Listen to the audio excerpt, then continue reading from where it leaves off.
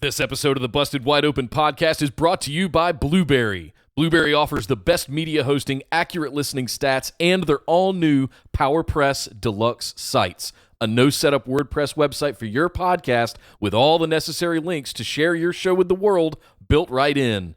If you currently produce a podcast and are looking for a better host, or if you're looking to start a new one from scratch, head over to orbitaljigsaw.com/BWO and sign up for the best media hosting and a PowerPress Deluxe site to get your first month absolutely free. That's orbitaljigsaw.com/BWO, or just use the promo code BWO at checkout for your first month absolutely free. And now, enjoy the show. This is the IWGP Junior Heavyweight Champion Will Ospreay, and you are listening to Busted Wide Open. Thank you.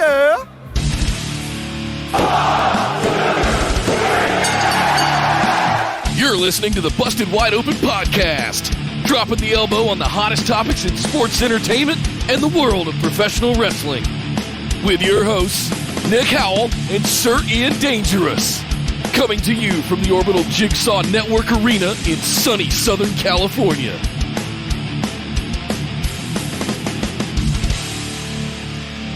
Welcome back to the Busted Wide Open podcast, but if this is your first time joining the show, I'd like to welcome you to our Patron Mailbag Series, episode number 22. My name is Nick Howell. And I am Sir Ian Dangerous, and welcome back to the show where we answer your questions. And by your, I mean if you're a patron of the show, and you have subscribed, then we're going to answer your questions. If you're not a patron of the show, you can still listen to our answers, but it's better if you go and put your questions in yourself by going to patreon.com/BWO and signing up and helping us with the show. And speaking of which, thank you to everyone who has already done that and who is a patron and is helping us do this show and supporting us. We love you and thank you so very much for that. We can't wait to answer your questions on this very show today. Yes. Mm-hmm. Love doing it. Yes, and listen, it's March 7th already, guys. It's time. It's time. You need to sign up this month. You can go ahead and take advantage of all the perks this month because your entry will get you into the WrestleMania Patrons Pick'ems Challenge. Oh, yeah. So, yes, defending undisputed champion Chris White will be defending his Patron Pick'ems Championship for the first time at WrestleMania. No pressure. You had to win the Royal Rumble. That means you're going to defend it for the first time at WrestleMania. I mean, no big deal or nothing, but if you guys want to get in on that, you just have to be in at the $5 tier. That also means you get access to the show notes every week and the ability to ask listener questions for this very special series that used to be our listener questions, but it was so good and we enjoyed it so much, we broke it out into its own dedicated series called the Patron Mailbag. So enjoy. If you have not checked out all of them, there's 20 plus other episodes with all kinds of fun, random questions that Sir Ian and I have tackled over the last 21 weeks now, all the way back to October when we launched this. So hope you guys have enjoyed it. We absolutely love it. BWOpodcast.com. Links in the description below if you're watching here on YouTube. You can find links to all of our stuff. Make sure you're in our Discord for Elimination Chamber tomorrow night and for the upcoming shows all throughout the week for live chats. Make sure you're in Facebook and make sure you're following us everywhere else. And again, BWOpodcast.com for all of those links, as well as in the description below right here on YouTube. We got a lot of questions today to get through, Sir Ian Dangerous, so I'm going a little bit fast. Do it. So let's get rolling. Kicking things off with Martin from across the pond. Yeah. What's your favorite special entrance? Give one in NXT, one in WWE, and one outside of WWE. Let's do that one first, then we'll do the second question. Okay. By special entrance, do we mean like special event, modification to an existing entrance, or what? What's your take on that question? I don't What's your know. favorite special entrance rather than just entrance? I mean, it's hard to beat Rusev coming in on a tank. Yeah. That's the one everyone kind of goes for. I was there live for that, and it was amazing. Man, I think everyone listens to the show knows that I'm a huge mark for Aleister Black's entrance when done right. And the one where he actually had the band there live was particularly awesome. Let's see. Triple H has had some hilariously over-the-top, ridiculous ones that were awesome. Yeah, the Terminators at WrestleMania. Oh, God, the Terminators. That was so ridiculous. The one with all the bikers. Yeah. I mean, it's hard to beat Taker. You know what I mean? Yeah. As far as like just of all time, and his entrance gets just longer and more extravagant every single time. I mean, I was reminded about how epic it can be. Ironically enough, at Super Showdown, this very last one, where you have AJ standing in the ring looking like, someone just pooped in his Cheerios, and Undertaker's coming out with this wall of fire behind him, lightning bolts and just huge pyro, fog and smoke, and it's just like, it's the coming of a god, and Right. it's hard to beat that one. And at this point, all of Undertaker's entrances, when he does one, are special. So it's hard for me but so I'll just off the top of my head, I'll just go with the Aleister Black one and the Undertaker one. Special mention to Drew McIntyre coming out with the Scottish bagpipes, the actual the Police band. That was good. So if you had to do one in NXT, one in WWE, and one outside of WWE, for me, the one outside of WWE happened this year back in January when Kazuchika Okada came out. Holy crap! And had the graphics, and his hand motions were perfectly timed with the graphics as they came up. That was chills. I jizzed. I just all over myself. That was a production like I had never seen before. You're like Randy Moss in or Randy Marsh in South Park. Right. Oh, when he finally gets spooky internet. Ghost. Right? It was a spooky ghost. Kazuchika Okada. It wasn't Kazuchika Okada's entrance. It was a spooky ghost. Yeah. WWE for me would probably, God, I'm just Edge's return is just really at the top of my mind right now. Still with the Rumble return. Can you imagine his entrance at WrestleMania this year? Oh, it's gonna be explosive. Oh God. Yeah. I just got chills thinking about it. NXT I'm having a little bit of trouble with. Because they don't usually go over the top with their entrances. What? But probably Aleister. At takeovers, they absolutely do. Because Nakamura coming out with the violin players, or what about one I know you liked was Viking Raiders coming out with the full all the Vikings. And they come up from the floor, they have the huge long entrance, beating the drums and everything. No, I'm gonna pick Demon Finn. Ooh, like which one though? Jack the Ripper Finn? Jack the Ripper Demon or which? Well, I mean it's NXT, so it'd be NXT Finn. That's what I mean like which one of those, because he had like a different one every time. Oh God, I don't remember all of them. It's one of the reasons that was so cool. I was, full disclosure, I wasn't even watching NXT at that point. I've gone back and watched a few select things. But just Demon Balor has my heart. Boom, boom, boom, boom, boom, boom. Yeah, oh, I've got to say, like the one that sticks in my mind the most is Jack the Ripper Demon, but I think there was another one I liked better. That one seemed a little bit too corny after the fact, but I'm with you, man. Like NXT Demon Finn was, there was a couple. But then remember we got to the main roster and they started getting like the swirling clouds graphic, which was really cool too. I don't know. Yeah. But there you go. He also asked, is there one toy that you had as a kid that you'd kill to have now? You know what's funny? I didn't have a lot of wrestling toys as a kid. I was like a Transformers and He-Man kid. I don't think it has to be wrestling toy. Oh. He didn't say wrestling toy. I just assume we're doing a wrestling show. I just assume. Yeah. I actually have an interesting story about this. I actually gave away most of my childhood toys. Either donated them or gave them away. And any one that I actually wanted to keep, I kept. Like I've still got some, I've got my original Boba Fett figure lying around here somewhere. I kept all the ones I wanted to keep. So there's not one that I'm missing. But I think the funniest thing was I was a huge Star Wars brat. And I had a whole bunch of those little Star Wars figures, right? And I had the Darth Vader carrying case. And you could open it up, all the figures were inside. Right. You know what I mean? And I found that case with all the figures inside a few years ago. And one of my good buddies here in LA is actually shout out to Nathan Hamill, who's Mark Hamill's son. And he also is a big toy collector. And so I ended up giving that case of all these old Star Wars toys to Nathan Hamill, and just had this moment where I was like, this is weird, because as a kid, a big Star Wars fan, the most iconic moment for me in movies as a kid was Luke walking into Jabba the Hutt's palace, dressed all in black, missing a hand, and just hardcore after the crap he'd been through in Empire Strikes Back. That was my dude right there. Love me some Han Solo, but Luke walking into Jabba's palace, not giving a single F, was my dude.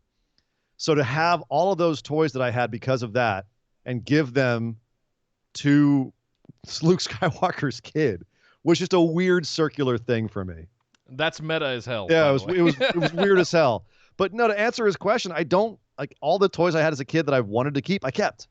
So no, I don't have one that I would kill for because I've got it still. So I was really big into GI Joes, like a lot of kids were in the '80s, and I had the Cobra Terrordrome, which was the circular base, and my stepbrother had the USS Flag.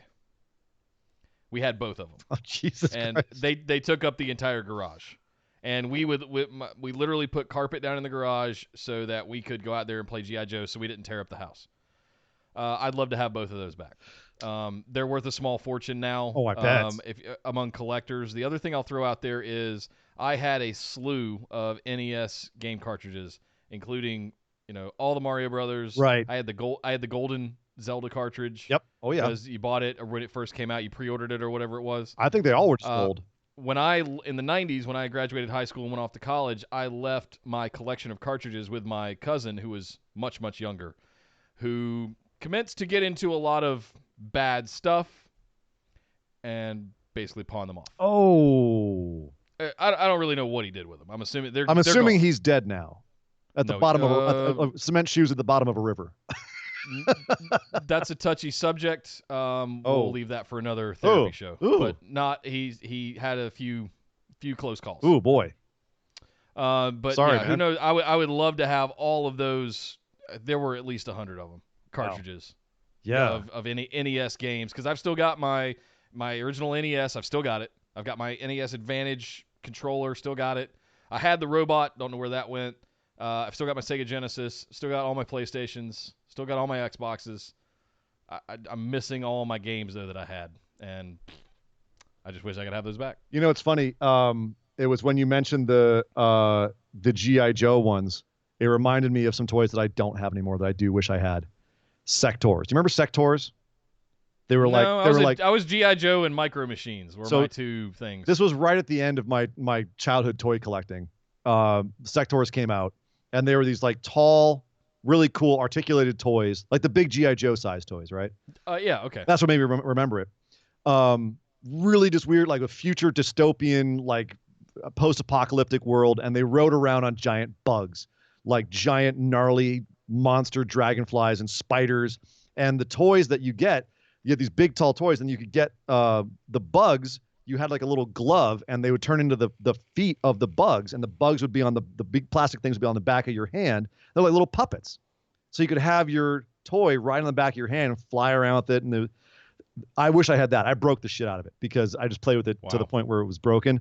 I would love to have the Sectors back. I didn't have the comic books, and the comic books were cool as hell. There's a really cool story behind them. So if you don't know about the Sectors, I think they did like a YouTube video or two. There's a couple of channels that like talk about old toys. They talked about like the Sectors and all of that. You can still find a lot about them. They were cool as hell, those toys. So that's my answer.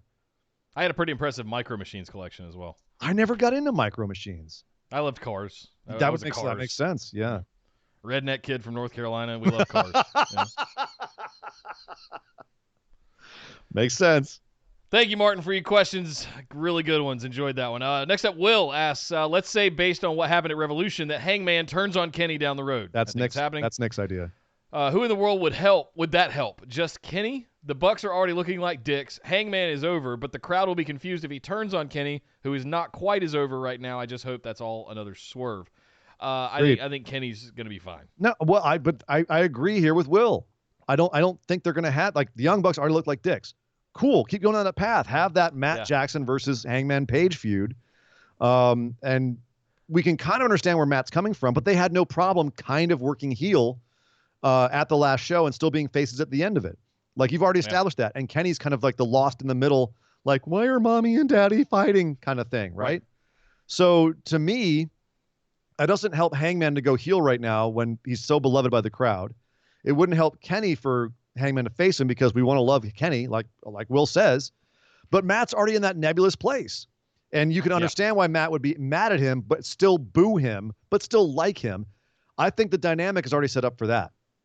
So I agree with that. So that's kind of why I'm seeing that more than I'm seeing Hangman turning on Kenny. Like, they'd have to do some work. if they had him turn on Kenny for it to be a good idea. And I think that's what Will's saying here. So yeah. It's a good point. It's a very solid point. And like your analogy that you made, mom and dad are getting divorced. Who do you want to go live with? Do you want to go with the Young Bucks? Or do you want to go with Kenny or with Hangman if you're Kenny? And I don't know. I don't know. I feel like it would be more dynamic if they did draw this out a little bit longer and continue to show the angst of Kenny, focus on him trying to make a decision between the two. I just love that. I love that analogy because it's like, mommy and daddy, right? Let's say the Young Bucks are mommy, and she's just kind of cooler. She's a cooler person. You like her more, but you kind of living with dad. He's got the house and the nice car. You're kind of stuck with dad.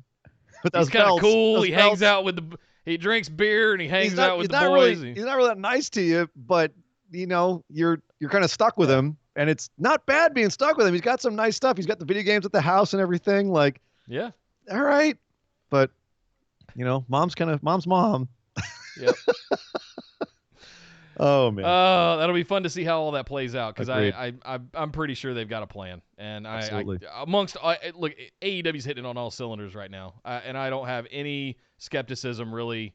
Even with the reboot of the women's division that's happening, I'm going to give that some time. We saw Big Swole get a win this week. Mm-hmm. Maybe that's some more infusion of and I love that it's inclusive talent.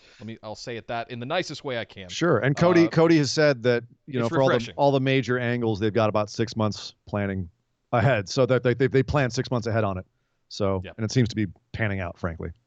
Awesome. Great question, Will. Great and solid point as well. Thank you. Mm-hmm. Next up, Brian. I know it's only been 1 week since the genius decision to have Goldberg beat The Fiend, but if they really felt compelled to have Goldberg win the title, do you think that it would have been a much better idea if they had Goldberg beat Mr. Rogers Bray Wyatt instead of The Fiend? And anything would have been a better idea than what we got. He says, obviously I'm against either booking, but in my opinion, if you had Goldberg beat Bray Wyatt and not The Fiend, it would have actually made sense, hashtag WWE logic, and The Fiend would have still been considered unstoppable. So this goes back to one of my points where I've made that they need to keep the two separate. It needs to be a dual personality kind of thing. Sure. Stop saying The Fiend Bray Wyatt and just say The Fiend or Bray Wyatt. And it would clear a lot of this stuff. It would be a lot better, but that's not even my big issue here. I agree in the sense that they could have done it where Goldberg beat Bray, but then people would have been sitting there going, so wait, Bray intentionally lost to Goldberg by he knew he couldn't beat him as Mr. Rogers Bray. So you'd have to have some sort of story development. And this seemed like it was just so hot-shotted that they didn't have time to build anything like that. They could have protected Bray way better with this. There was a lot of things they could have done. It was an absolutely bizarre piece of booking. And obviously right now they're trying to downplay it and sweep it under the rug. So it was I think it felt like, let's just get it over with and just rip the Band-Aid off and just do it. We've seen The Fiend survive Seth Rollins in Hell in a Cell. We've seen him survive Daniel Bryan and his hellacious kicks and all that. Oh my God, he survived everything, but one shit jackhammer. A couple spears and a shitty jackhammer, and he's down for the count. Whatever. I'm just sorry. That's had it been believable, and it had. I still find it hard to process. Look, I'm going to stick to what I said on the previous show. It's a reset button. They never should have strapped him in the first place. Fine, let's move forward. It is what it is. Like I said on the show after that, it's not that they did it. It was the right decision to do, to pivot Goldberg to Roman Reigns, to pivot Bray to Cena. It was the right thing to do. It was just the wrong way to do it. Same as breaking Asuka's streak by having Charlotte tap her out immediately. There's a lot of ways to do it. That wasn't it. And it's fine to do it. Just do it right. And they didn't do it right. Yeah. Thank you, Brian. Good point. Next up, Edward asks, hey, guys, I'm enjoying the show and lordy, being 40. Question is, what rivalry in WWE had the best storyline that culminated at WrestleMania? Personal favorite was Steamboat versus Savage at WrestleMania 3. That is a good one. Man, there's a lot of... God, I'm going to dig in the memory banks for this one. Jesus Christ. What was it? What's the best storyline? But it has to have a good payoff, like both, because it's hard to top Daniel Bryan at 30. Yeah. And recency bias, but his question was, what rivalry in WWE had the best storyline? And I've got to say, Daniel Bryan against the Authority, against Evolution. That's one of the best of all time. It's to me, it's the best of all time. There are plenty of examples of great builds Batista, Triple H, Breaking Sean, Evolution, Sean if you want Taker, to. Sean versus Sean Taker. Taker. I'm even going to throw all in kinds of stuff. Stone Cold and Rock with the with like. It's the only time you'll ever catch me liking a Limp Bizkit song. Is that you know it's what I'm talking about? The video package they put together for Rock Austin, like that is such a fire video package that makes like it is. They show the whole build up, and then they show them finally breaking down and fighting, and you're like, oh god, I want to see them in WrestleMania. Ah! And the match they had wasn't that great, but my god, the build was so good. It was so good. I liked Limp Bizkit. That's how was good it the was. Break Stuff song? I'll get a chainsaw, skin your ass I'm gonna raw. let it all hang out. This time I'm gonna scream and shout. Oh, I'll do it my way. I think that song's called. Yeah. I can't believe that just happened. We have done it. I don't know what dimension I'm in, but Sir Ian Dangerous admitted he liked a Limp Bizkit song. He just sang Limp Bizkit on the show.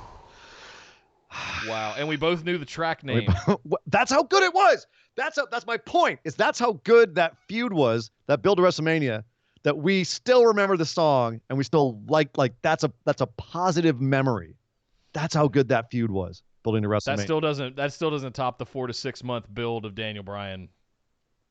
The Occupy Raw. Just listing off good ones. Yeah. Yeah. Steamboat versus Savage, I honestly don't have much memory of. I need to go back and watch a lot of that stuff. It's funny. I didn't live through it, but in hindsight, the Andre Hogan build was really good because that's like, yeah, it built an iconic moment in a mediocre match. Yeah.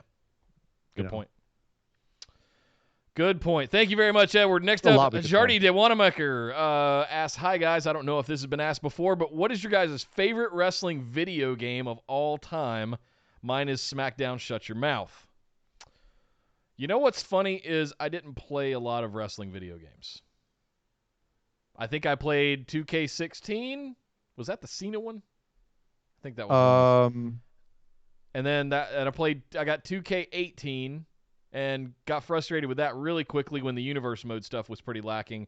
I will say this: we started building the BWO universe last night on Twitch with a handful of you. The customization is incredible. Like, I have one good thing about the damn game. Yeah, I mean, you can build your own arenas, you can build your own title belts, you can build your own superstars, your own graphics. All of this stuff is all possible. So we're gonna have a lot of fun with that over the course of the next year, building out this entire BWO promotion in WWE 2K20.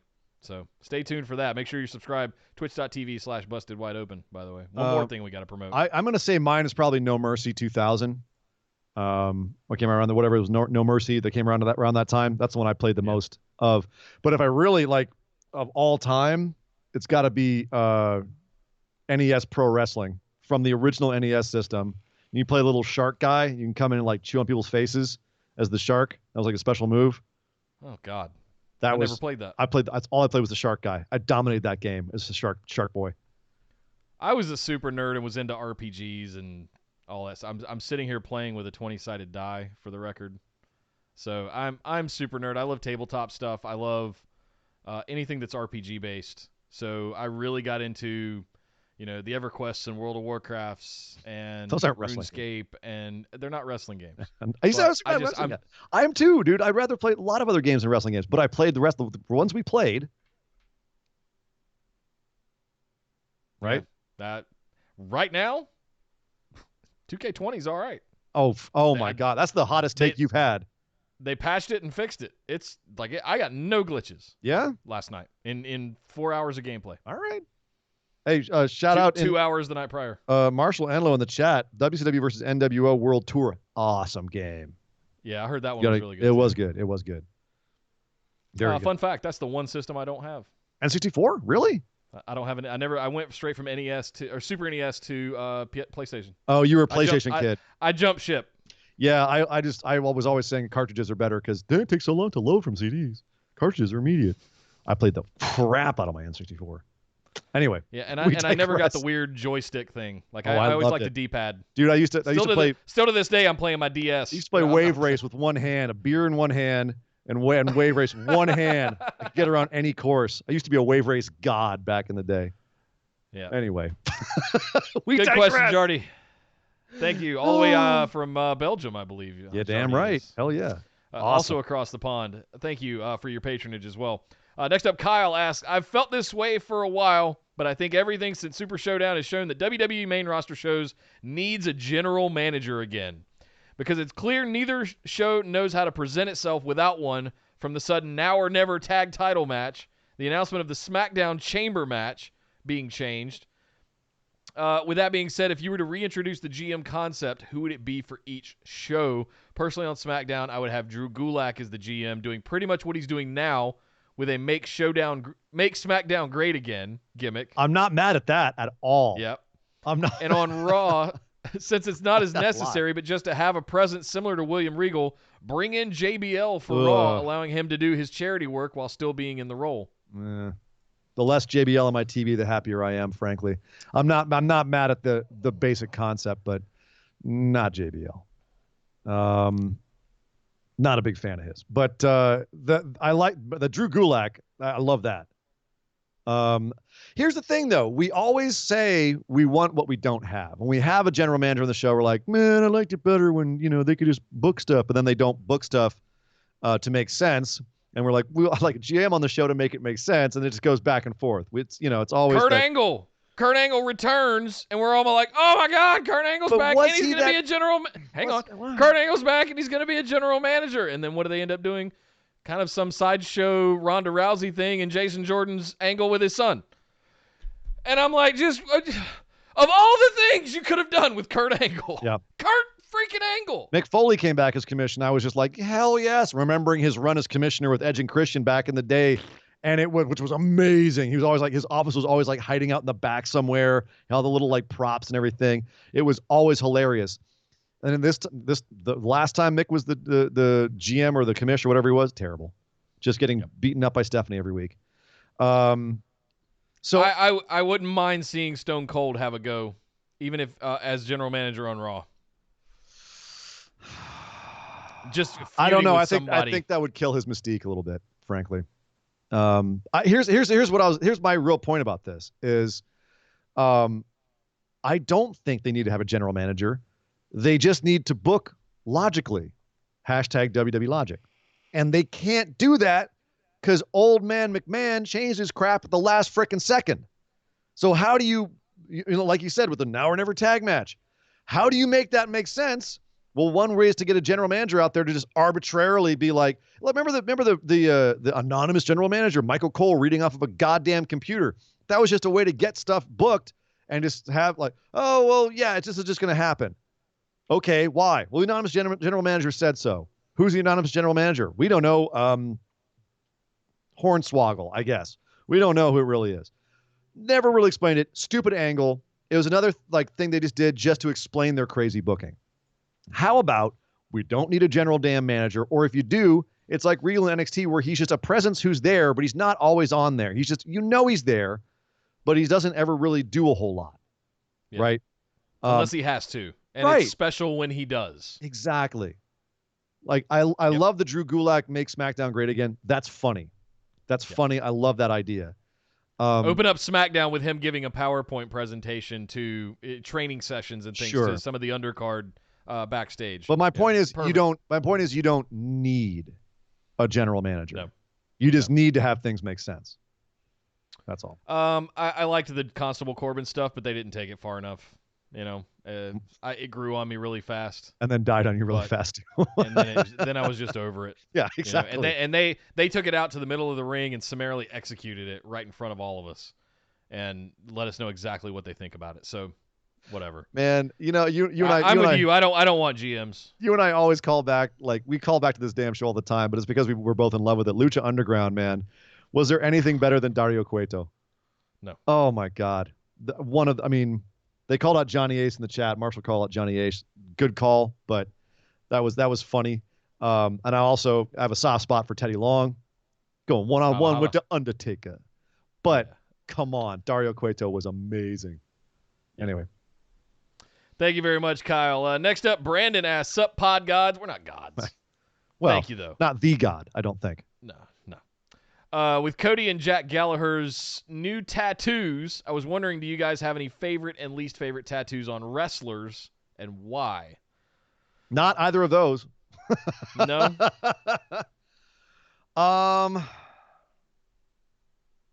See, nothing's popping to mind.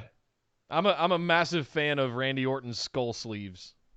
Like I've envisioned doing something similar for myself because I've got kind of half sleeves going on, and I love, like, if you look really close at his tattoos, there's like really faded. It's like almost like the Terminator movies where you see him walking through the skulls.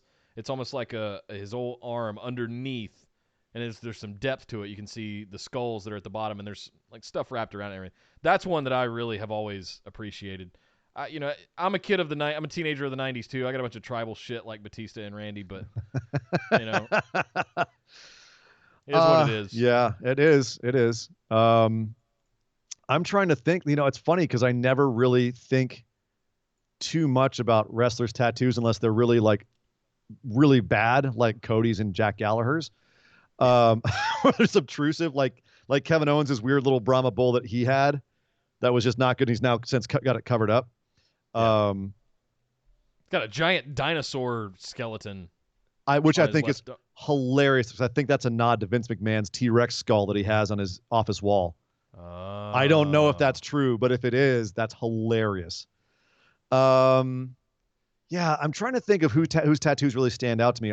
I like Ricochet's "Be Fearless" on his chest. I always thought that was classy, and I thought the same thing about Cody. I like Cody's dream. Cody's dream. Yeah. I always thought that was classy. Shout out to the pops. But subtle and meant a lot more. Like I dug that.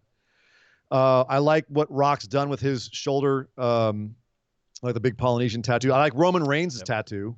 Roman Reigns has some great looking tattoos. Like those are fantastic. How that's played out. Those tattoos Usos have too. so much meaning, by the way. Their family heritage and stuff. It's what do you call them? The crests.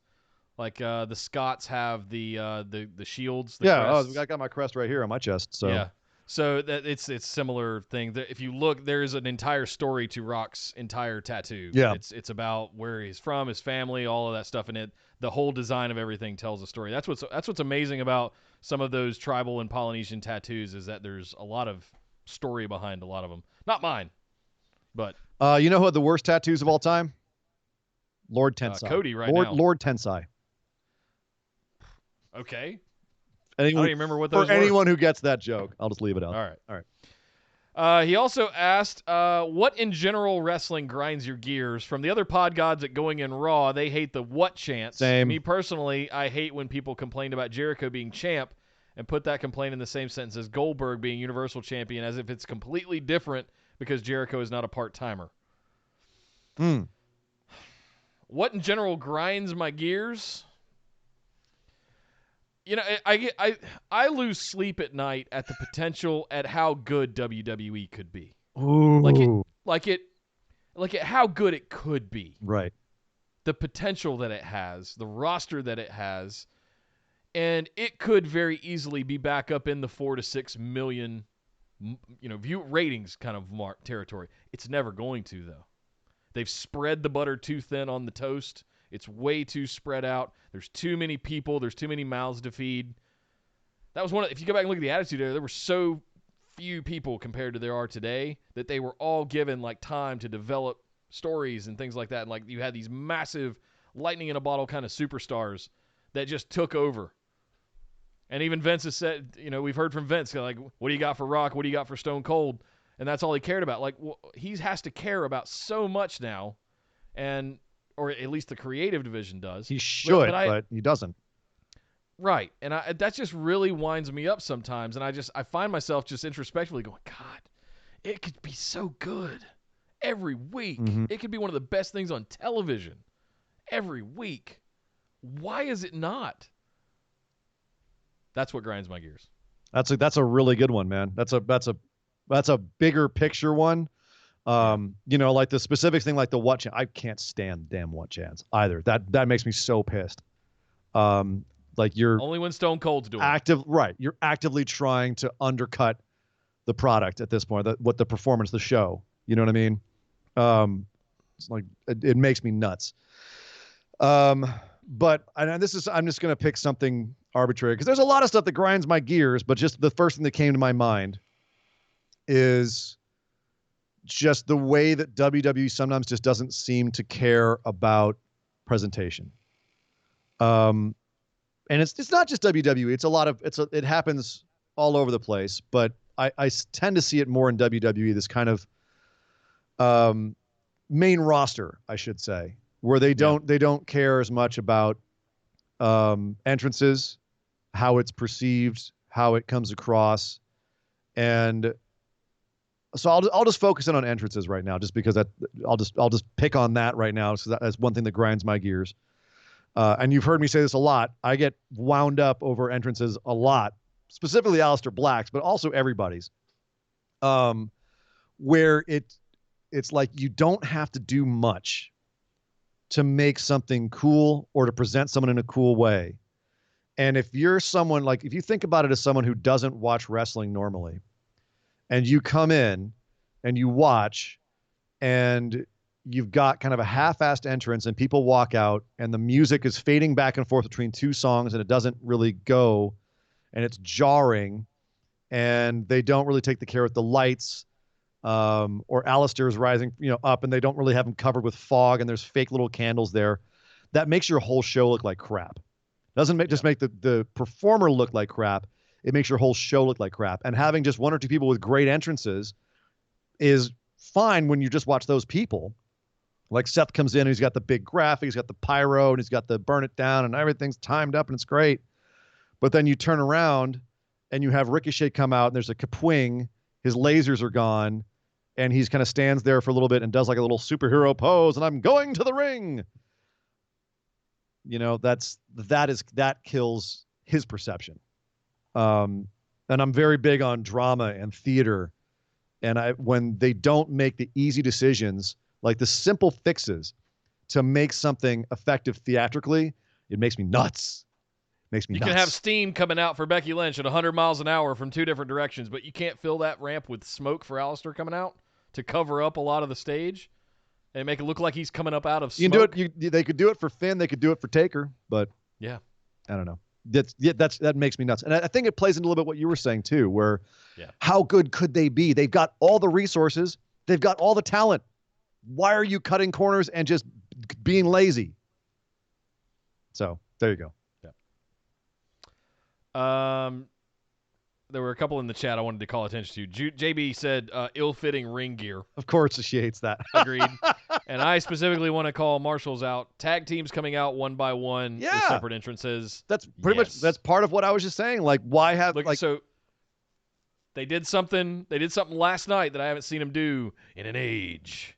But they had Dolph Ziggler and Robert Roode come out to Ziggler's theme. And I was like, that with one theme. And I think somebody said it in Marshall, it might have been you. Somebody said this is a very New Japan kind of thing to do, and I was like, exactly right. Well, and also they're trying to underline whoever the bigger star is, they're coming out first with their theme, and the others trail in behind them. But they're also underlining it's Dolph Ziggler, and that was the whole point. Was Dolph and Otis is the bigger picture here. So it was for more than one reason. It was thought out. I felt very bad for Robert Roode, but at the same time, I get the other arguments for it. Yeah. But I can't stand it. Like, ultimately, they made it work with the bar where they turned it into a hybrid entrance of sorts. But for the most part, if one person comes out with their music, the other person comes out with their music, or worse yet, you've got both of them coming out and they just fade back and forth between the two different goddamn songs. That makes me nuts. I have the new Kabuki Warriors theme on one of my Spotify playlists. I listen to it when I'm not watching wrestling. It's that good. God damn. If they had just done that initially. We know why they didn't. They're having trouble with their music right now because, they don't. Well, CFOs bailed out or something. I can't remember. And they've got like a whole issue with the rights to the songs right now, so they can't get them remixed and everything. So they don't really have anyone writing them for them right now. So again, could be so much better. You have infinite resources. There's no excuse. I'm sorry. I'm not. That's a cop-out. Right. Why can't you get someone to write your songs?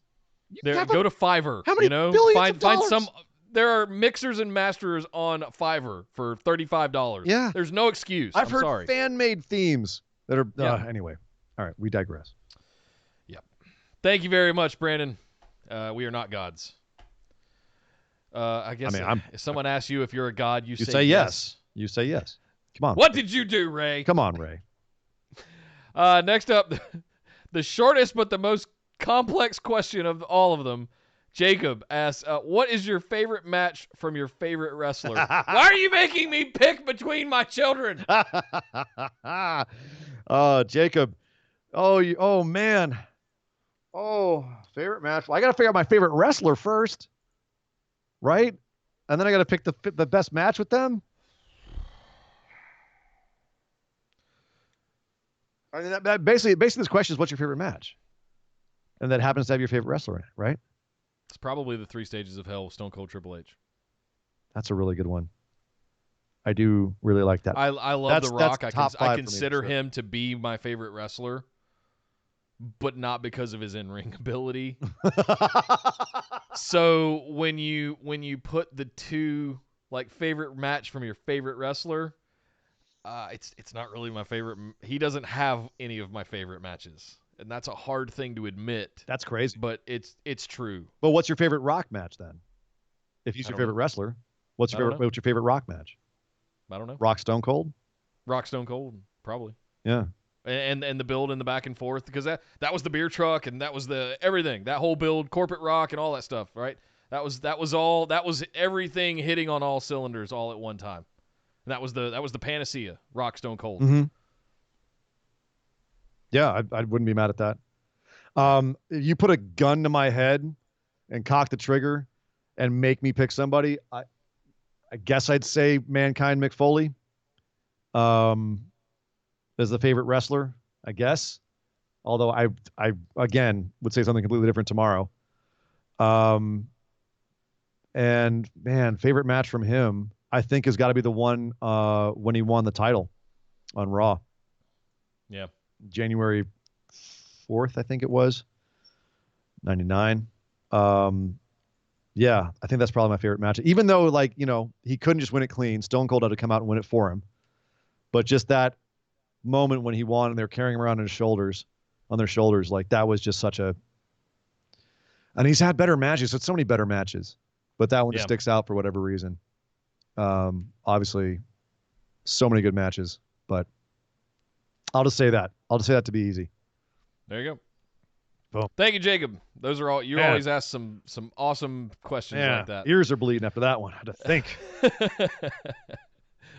My brain's just mush. Next up, Esme Standenbear. Hello, Podfathers. Hello. I'd like to share a theory. After Jericho leaves, I love theories. After Jericho leaves on his Fozzy tour, I think Santana will be the temporary leader of Inner Circle.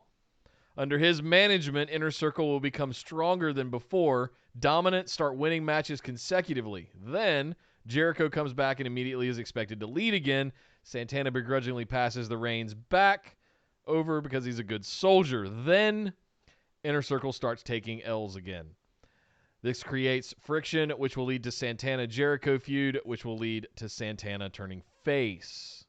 What are your thoughts? Esme booking in the house. I hashtag Esme booking, and I gotta say, not mad at it. But what does Ortiz do then? What you gonna do with Ortiz? You leaving Ortiz out in the cold here, Esme? You're leaving Ortiz and his amazing selling out in the cold. Poor Ortiz. And his sock, his loaded sock.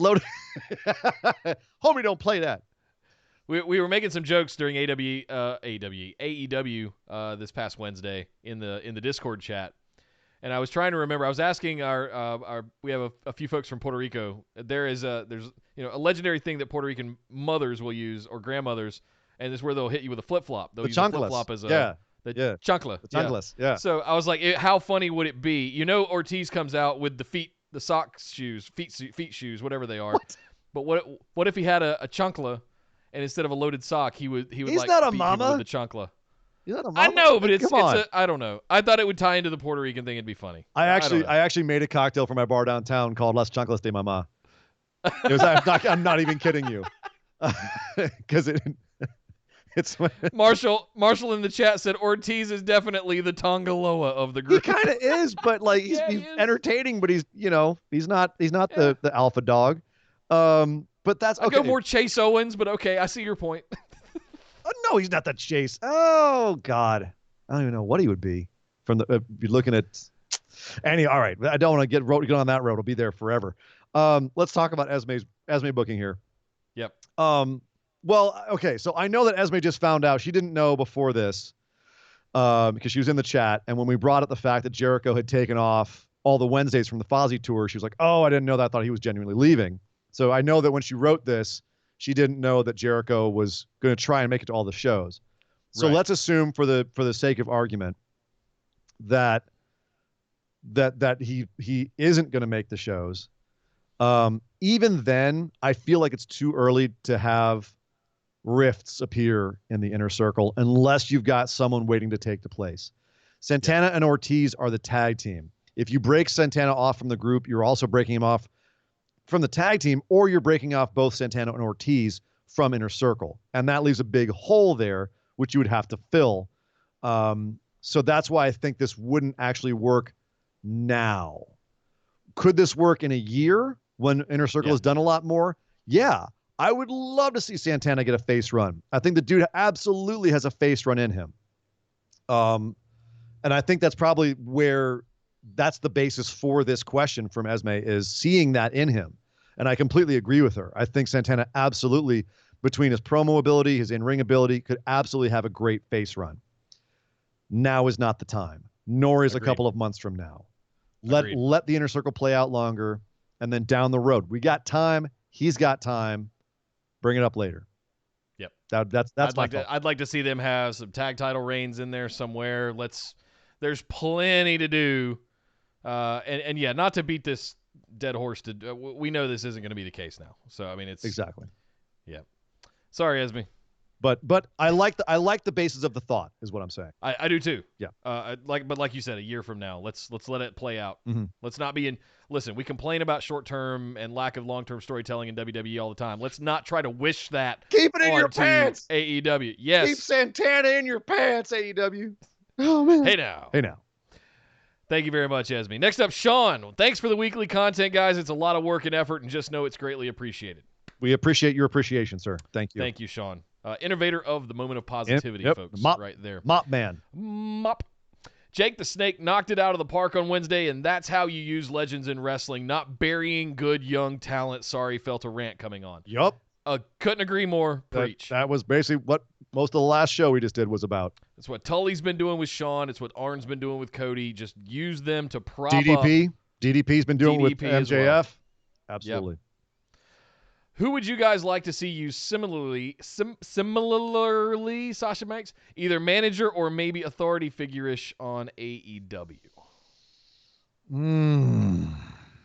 I do think they kind of need an authority figure over there, because I actually thought so let me get this out real quick. Yeah. I thought Cody, when he made that proclamation that he would never challenge for the title again if he couldn't beat Jericho, that was going to be him stepping out of in-ring performance and being more of an executive. And it hasn't played out that way at all. And especially now that he's lost to MJF, and now we've got Jake the Snake showing up. Does he have one more little run in him? And when does he become the executive? When does he become the commissioner, the person in charge? Because we haven't really seen that Cody yet. And frankly, Kenny and Young Bucks have the exact same positions. They're all EVPs in the company. They have equal share in the company. So I don't know. Who would you like to see used similarly, either manager or authority figure-ish on AEW? I'd like to see Cody do that. Cody himself. Yes, I'd like to see him, make that the priority, and maybe every now and then, a couple times a year, he has an authority level kind of feud with someone, has a match at a big pay-per-view. Fine. I'd like to see him stop. And I don't know what his plans are or anything, but there's part of me that wants to see him be that sort of authority figure. Is Jack Tunney still alive? I'm kidding. What? I'm kidding. I'm curious if Jack Tunney's still alive. No, he died in 2004. Never mind. Jack Tunney not available. All kidding aside, I'm trying to think of who's out there. Like a Jake the Snake, like a Tully, like a wrestler of yesteryear, who can still get in there, like an Arn, like a DDP, who can get in there and still talk, still, project that authority, and who isn't beholden at this point to WWE, because so many of them are now in the pocket or not wanting to get on the bad side of WWE. You know, Arn left on bad terms. He's pissed at WWE right now. Rightfully so. Rightfully so. They weren't really using Jake, and they wanted to wash their hands of him. They screwed over DDP when he came over majorly. So I know he's got no reason to be loyal to them. But I'm trying to think of who else there is. You know, like a Barry Windham is still out there, that kind of thing. Who else would be good? And I have got to admit, I'm kind of stumped because there is so much wrestling out there. There's so much going on. I'm trying to think who is out there on the circuit right now who's not in WWE's pocket, who could come in and be a cool authority figure, someone who could talk and who can be intimidating. And you've got some people that are doing stuff like in, you know, Ring of Honor or Impact, that I suppose they could theoretically poach. You know, Shamrock or maybe, I don't know. Bully Ray could be interesting. Oh God, no! Don't let him anywhere near AEW. After everything he did with Ring of Honor, God, no, keep him away. Agreed. He stole the name of our show. You know what I mean? Like, well, that wasn't him. That was. Come on, I'm trying to, man. I'm trying to create heat. No, I'm not Bully Ray. But yeah, someone like that. So maybe not him exactly, but the thing that drew me to saying that was big personality, loud mouth. Yeah, no, that's what I'm saying. Shoots from the hip kind of thing. Feels authoritative. Yeah. Yes. Feels authoritative. Is good on the mic. And I'm not gonna lie, I'm just coming up blank right now. Yeah. Anybody that's not already engaged, like Regal, brilliant. He's already engaged. He's not coming over. Shamrock? Shamrock, not so much on the mic. Maybe he still can kind of cut a promo, but not what you need. Not what we're thinking of. I think. No. I want some high energy, you know, gut shot decisions. Oh, you want to do that? Well, fine. You're going to be in a match with this and that. Bro, why? I just need that breakdown. We need that energy. That's what I think. Cody could do something good with that. Yeah, that's why I keep going back to Cody. I'm coming up on a blank of who's still available, who I think, you know, could pull that off. Yeah. So, not sure, Sean. Not sure. Let us know. Let us know in the group what you guys think. Something I'm gonna have to ponder, because that's a great question. And honestly, Jake the Snake showing up completely blindsided me, surprised me, shocked me. All of us. And I think that it would be someone like that, where they'd come out of left field and be like, "What?" You know, Tully Blanchard going there was a shock to me. Yeah. You know, so I think that would be the case with if they could find somebody, it probably would shock me. It'd probably be something I'd be like, oh, I hadn't even thought about. Oh, of course. Why not so-and-so, you know? Yeah. Thank you very much, Sean. That's a good question. Post that one in the group, and let's continue talking about that. Let's jaw about it. I'd love to hear everybody's perspectives on that. For sure. Next up, Josh asks, what are some of the most overrated matches in history you can think of? Again, like Jacob, I'm just going. I've got a couple of these, because this is something I was actually thinking about fairly recently, about like just matches that everyone always praises and I just kind of never got it, or recently have like looked at in a new light. And the one that comes to my mind the most is with all of the Iron Man matches we've had recently. I've really realized how not great Bret Hart versus Shawn Michaels WrestleMania 12 60-minute Iron Man match was. It was half an hour of goddamn rest holds, a little bit of wrestling, and then a dumb finish where they go to overtime for some reason. And, you know, because no one can score a pinfall. Yeah. I mean, you know, you compare it with the going bell to bell between Okada and Omega and how much they packed into that time. How much story, like the exhaustion, everything, all the stories they told, as opposed to just hanging out on the floor for half the match, which Shawn and Bret did. Definitely a trailblazing match, but I don't think it holds up, and I think it's overrated at this point. I think people need to reassess that one. That's one off the top of my head. An obvious one that people have turned around on and said, like, it's more about the event and the moment than the match itself. Hogan Andre at WrestleMania 3. The match itself is garbage. It was. The finish was massive, but I'll also throw Rock Hogan at WrestleMania 18. Not a great match. Brilliantly worked by both guys. Brilliant of Hogan, that son of a bitch, to get himself over in the middle of that match, but not by any stretch a technical masterpiece or like a good match. I think that one's overrated. Anything Ultimate Warrior. I think Ultimate Warrior is the most overrated wrestler in the history of wrestling, and anything with him, Hogan and Warrior at WrestleMania 6, anything with Warrior, garbage. The one that's coming to mind in recent memory is the stuff that we were super hyped about between AJ and Nakamura. Oh God. And how it turned into dick punches. But with that, we went nuts on this show because we were so hyped about those two finally getting together in a proper feud with Shin's heel turn. I would, and it just never went anywhere. That would be my answer if someone said, "What are some of the most underwhelming matches of all time?" Because you know what I mean. Because those are more underwhelming than overrated. Was it more overhyped? Overhyped, maybe. Yeah. Well, but with good reason. You know what I mean? Like, we still didn't know what Nakamura was going to be in WWE. We didn't know he was going to take it easy. We thought he and AJ would bring out the best in each other, and so for some reason it devolved into dick punches for 6 months.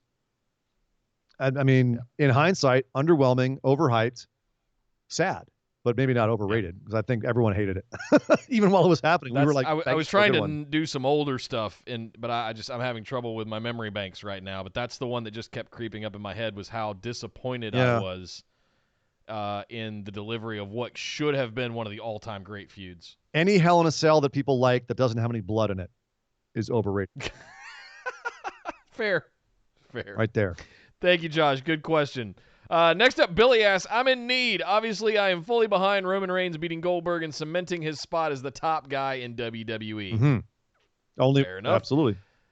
If one of you could defend this happening and the other convince me it's a horrible idea, my mind won't change, but I'm curious how you would defend each decision. To me, he is the here and now, not a nostalgia act, not an up-and-comer, and not a bona fide star, and he needs to be strapped for the long run. Shit or get off the pot, Vince. It's time.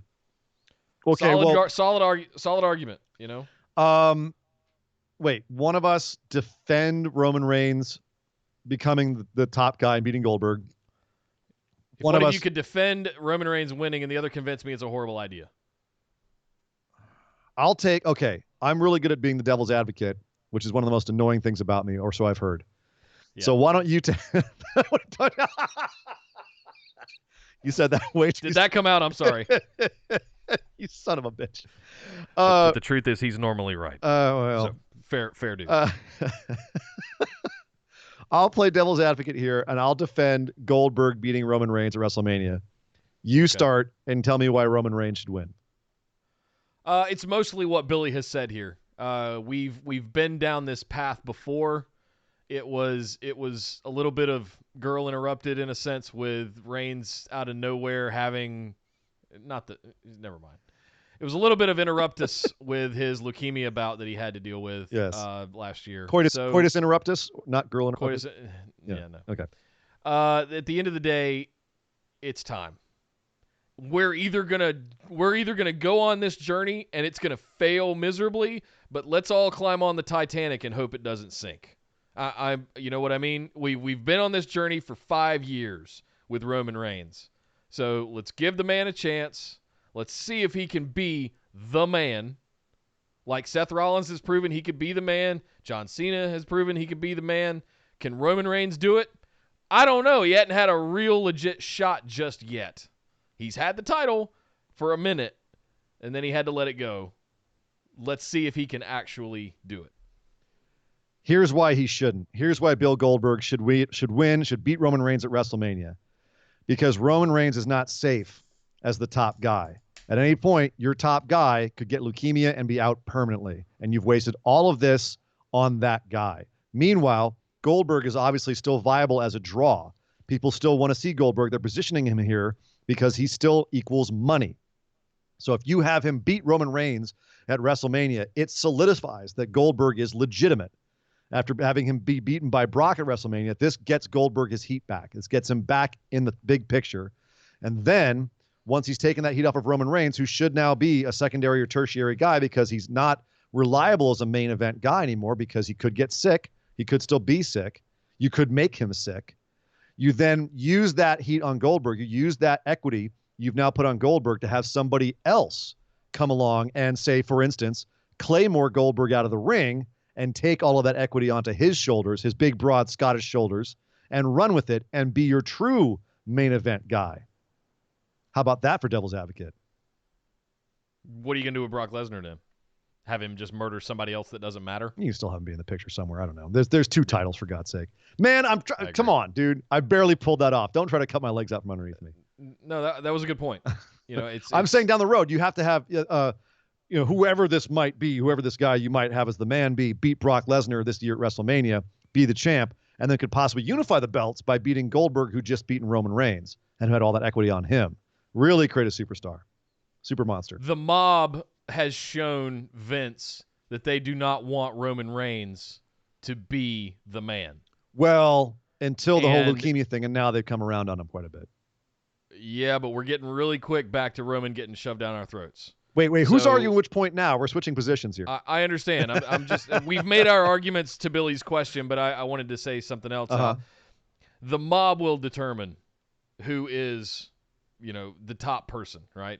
And right now, it still kind of feels like Seth. The mob will, even though the mob will determine it. When has Vince ever given a crap about the mob? I understand, but they've also determined really quickly who they don't like, and we shat all over Roman Reigns. We screamed, "We're so bored with Roman Reigns" on this show years ago. So I listen. What my point is like let him sink or swim on his own. Stop being wishy-washy with it. Give him a damn chance to be a legitimate top guy. I see you're coming back with a belt, and stop being wishy-washy about it. Cement it. I agree with Billy's point here. Cement it, and he'll either sink or swim on his own with some help from you and your booking potentially.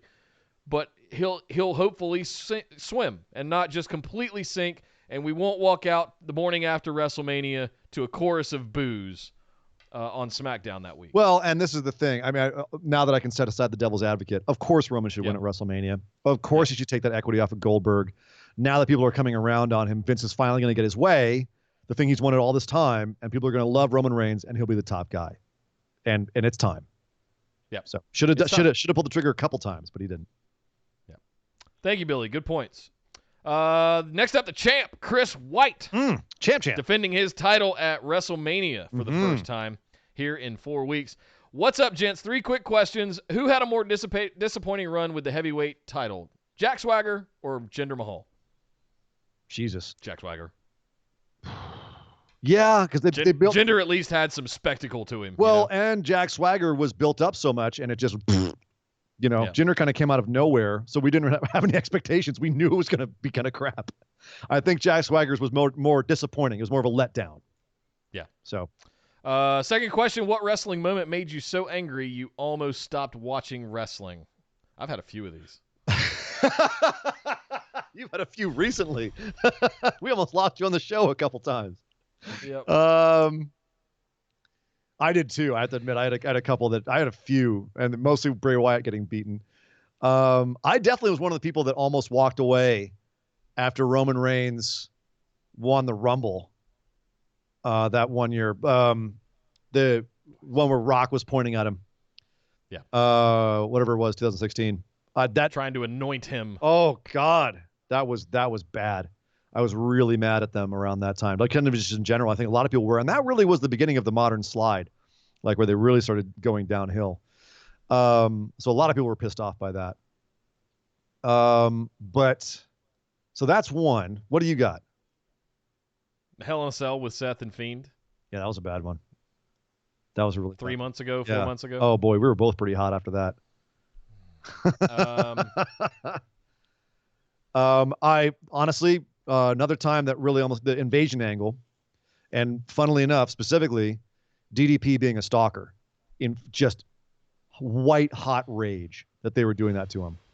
White hot rage. I was so pissed about that. A few things that they did with the WCW guys. A few of the things they did with the WCW guys really drove me away for a while because it was just so petty and unnecessary and stupid. Shooting yourself in the foot just to be petty. It really just it disgusted me that they were doing that just to punish them, you know. Stone Cold walking out On the Brock match. Yeah, the whole refuse to lose thing. Yeah. We were losing Stone Cold, we were losing The Rock right around the same time, and that was really, I did quit watching through most of the Ruthless Aggression era. Mm-hmm. I got really busy with life and work, and career started to take off and all that, and I came back around 2010, 2011. But I missed a lot of that because Rock and Austin were leaving. Right. And I was like, I was done. That was what I was invested in, them and DX. Right. That made wrestling. Those three made wrestling for me. You know, it's in that era. You know, and it's when they left, I was kind of like, well, that's that then. I'm out too. It's funny because actually one that I can't say it made me angry, and I know that Chris is trying to ask like what booking decision or whatever really pissed you off, and I think we both answered that. But the one that really it actually made me leave wrestling entirely for years until I got brought back by CM Punk, and I missed the years after this. I've had to go back and catch up because I missed some really good stuff. And it didn't make me angry, but it really upset me, and it changed my perception of a lot of wrestling, and it changed my perception of a lot of my favorite matches and a lot of things that went down. It really messed with me, and that was Chris Benoit killing his family. It really messed me up inside, and just considering it and contemplating like every aspect of it. Just to this day, it's like someone peed in my wetsuit. You know, it's worms in my shoes. It's just horrific, absolutely horrific. And I've had to get past it, but that one almost took me out of it. That's tough. All right, his last question says, please settle this for me. Everyone always says X-Pac's name in the NWO was because he was the sixth member. When he was six. I thought it was because the 1, 2, 3 kid added up to be the number 6. Help. Thanks for all that you guys do. Thank easy you. answer. It's both. It was because of both. It was a double symbology. He was not only the 6th member, but 1, 2, 3 added up to 6. So they were like, oh, look at the double meaning. So that's that's what both he and Nash have said, that it was both. So. Thank you, champ. We got one more that snuck in here. Because he's in the chat, I definitely want to get it in for him. Yep. Marshall asks, last but certainly not least, evening, fellas. During the Evolution episode of the Ruthless Aggression series, they talked about Orton and Batista being hand-picked to become instant stars. What superstars of any promotion would you stick in that position in today's era and could instantly be at the top of the card for years to come? Like just anoint them. They're low on the card now. You anoint them and they become big stars. Well, when you say in that position, I'm assuming I'm going to pluck 2 guys out. I'm going to put them right next to 2 legends. Right. That's what I mean. And they're going to get that rub. Like right? what's happening with Sammy Guevara right now. Bingo. That was the first one I was going to bring up. Thank you. It's the most obvious one. Like Sammy Guevara is getting he's getting anointed right now in front of our eyes. Sammy has been an indie darling for the longest time. Few years. PWG was on Lucha Underground. You know, all of that. This time is AEW is the first time a great majority of people are getting exposed to Sammy Guevara, and he's killing it. He's absolutely killing the game. And then you have the other guy, Darby Allin, coming in, who's going into matches with some of these guys, and he's just going lights out, right? So what superstars would you stick in that position in today's era, and could instantly be at the top of the card for years to come? Austin Theory and Yuya Uemura. Austin Theory, I agree with. I don't know enough about the other one. He's a young lion in New Japan right now. The dude he's gold. Shooter? No, Shooter's great too. I think that Shooter already kind of had that a little bit. He already had a little bit of anointing by being with Jon Moxley. It's why everyone knows got the Moxley rub. And he's now over there in England, pretending he's Tanahashi. I think the Shota Umino or Shooter is already he already kind of got it a little bit. He's not as, not apples for apples, but I'm trying to think who else is I young. feel like what you're describing here, Marshall, came to be with the Shield. Seth Rollins was the first NXT champion. He had the golden egg, right? He was going to be the guy. And then you take Dean Ambrose and Roman Reigns, plop them down right next to him. I think all three of them, they were like, we got three that any one of them, and they all ended up being world champions, U.S. champions, tag champions, IC champions. I think they're all grand, whatever you call it. I don't know if they all have. They have them all. Grand slams. Yeah, they don't think they ran everything. They not all of them have Money in the Bank. Not all of them have Rumble wins, but Sheamus, I think, has everything but the IC belt. Okay. Or did he finally get Sheamus? Yeah. No, I'm talking about Seth Rollins. No, I understand Dean that. I'm saying people who have every accolade. Oh, okay. I think Sheamus has everything but the IC title. I have to double check myself. I don't think Roman has Money in the Bank. No, I don't think he does either. Dean does. Seth does. Yeah, but Dean and Seth didn't win the Rumble. Are both but they didn't win the Rumble. Is that counted towards Grand Slam though? I thought it was there's one beyond Grand Slam. Like you could, there's getting all of the titles, and then there's getting all of the accolades. Got it. Okay. So beating the game, basically. Right. You've done everything. We've got nothing more for you here to do. Yeah. So, you've done everything. Yeah. It's like completing achievements. Okay, right. Who else? Who could be anointed? Who's young? Well, Batista wasn't young, but who should be rocket strapped? I think is what he's saying. Who should be, like you said, who should be put with some veterans who can give them advice because you want them to run the company for a while? Who can be the top of the company? I think I gave mine. I think Austin Theory reminds me a lot of a young Randy Orton, maybe without the mental problems, but he reminds me a lot of that. So I think he could be one. I'm looking at who's in their early 20s. I'm looking at Rhea Ripley, Toni Storm in the women's division. I'm looking at Velveteen Dream. I'm looking at folks that are NXT superstars today, but maybe people outside of that don't know who they are. Uh-huh. They're getting ready to at WrestleMania. We'll see. But yeah, I'm looking down there at like how did the Shield come up? They came up through NXT. Sure. How did a lot of these folks come up? They came up through NXT. Who's down in NXT right now in their early to mid 20s that have superstar written all over them? Austin Theory. Maybe the grander audience. Austin Theory. Austin Theory. Yeah.